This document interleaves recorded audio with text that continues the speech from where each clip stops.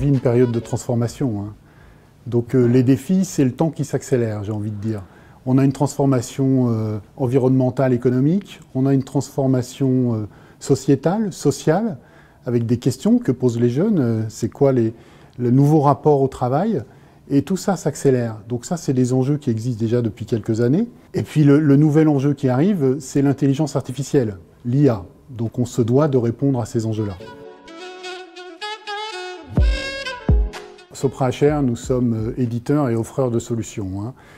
Donc nous avons à peu près 12 millions d'employés gérés et nous avons deux axes stratégiques forts. Le premier, c'est l'externalisation de la paye et du SIRH. Donc c'est accompagner les DRH dans l'externalisation et pour ça, on a des offres sécurisées.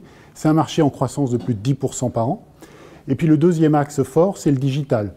Donc on a déjà de l'IA intégrée dans nos offres, hein, et c'est là-dessus qu'il va falloir qu'on progresse. On a aujourd'hui 1 500 000 utilisateurs de nos offres Sopra HR for You, et puis ça se développe année après année, donc l'IA va être un enjeu majeur pour le futur sur ces offres.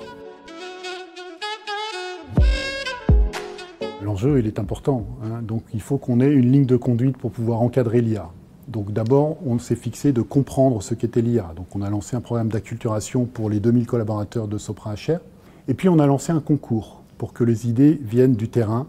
On a lancé un concours pour savoir quoi mettre dans nos services et dans nos outils en plus de ce qu'on a déjà en termes d'IA. Donc là, on parle de l'IA générative.